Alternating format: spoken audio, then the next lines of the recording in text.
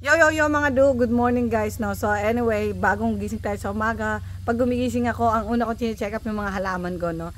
Since sila naman talaga, since wala akong pasok ngayon. But anyway, eto yung mga halaman na best suggestion na pandesign nyo sa inyong front yard no. The same thing, meron ka pwedeng maging bunga, pwede kang maging pagkain. At the same time, maganda siyang pandesign. Pero nakikita nyo parang tabas-tabas siya no. Pabayaan mo yung tabas siya. So may purpose tayo ba't natin tinatabas yan. Punta tayo sa front camera natin mga do no. Mukha siyang kalbo-kalbo na dito. So anyway, kinalbo ko talaga. Sinadya ko siyang kalbuhin guys, no. Kasi unang-una, magwi-winter na. So kailangan bilisan niyo yung pagdami niya ng laman sa ilalim ng kanyang crops, no. Ito yung tinatawag na luyan dilaw. Ang kagandahan dito, namumulaklak to eh. Meron akong bulaklak nito at yung bulaklak niya umaabot ng ilang months. Siguro mga 4 months na yung bulaklak niya. Hindi pa rin napapaso. Hindi pa rin siya nalalanta. Mamaya papakita ko sa inyo yung bulaklak nito no. So tinatabas ko to kasi ang purpose ko kaya ko siya tinatabas is para mas mag-concentrate yung ugat niya na dumami at lumaki. At the same time, mas marami tayong ma-harvest na luyang dilaw. So ito guys, yung ito yung stalks nito. Pwede itong pakuluan at ihala nyo sa mga tinyo. It's very good as an antioxidant no. Kung wala kang sakit, antioxidant siya. Kung may sakit ka, mas lalong maganda siya sa health no. Pero yung iba kasi, disclaimer lang, iba, marami silang nababasa na ganito, hindi magandang ganito ganyan, hindi siya maganda sa ganun ganyan, kayso high blood, kayso ganun. Ay nako, saan ba kumukuha ng gamot ang mga doktor? Nila pinaprocess lang din naman nila yan sa laboratorio. Kaya mas maganda, mag-take ka ng mga natural. So ito sa akin, hindi ko naman siya pinopromote ng ganun na maganda siya, ano? Ang pinopromote siya sa kanya kasi, maganda siyang halaman sa front yard. Kung hindi ko to kinalbo, maganda ang itsura nito. Hindi siya lumalaki ng malaki.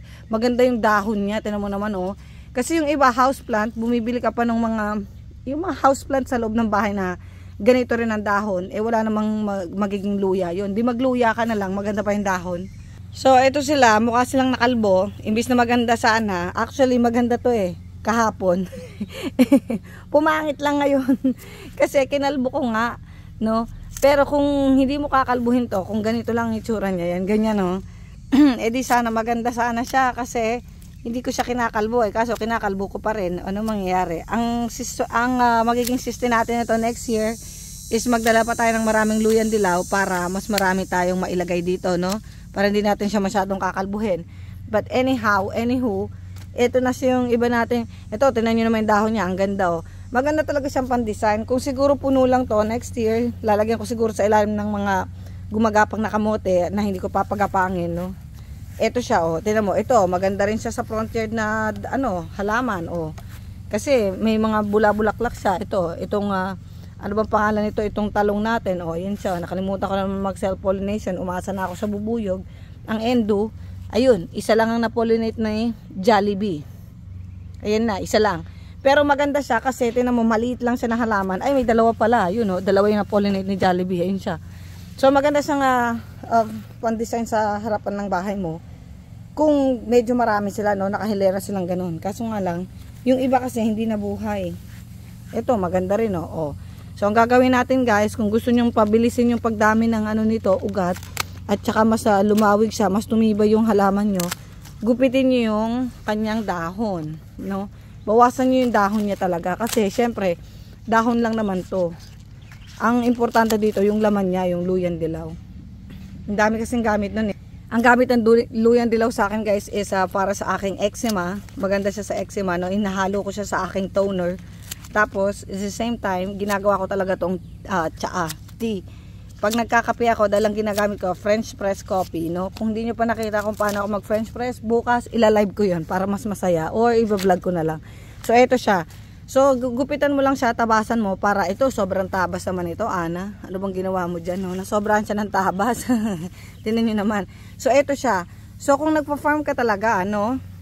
So guys, nandito tayo sa likod ng ating luyan dilaw. So kung nagpa-farm ka talaga ng luyan dilaw, kung punuin mo to sa laki ng space ko pa dito, no. Kung pupunuin ko siya ng luyan dilaw, ito ibibenta ko sa market price. Natural kikita ako, no.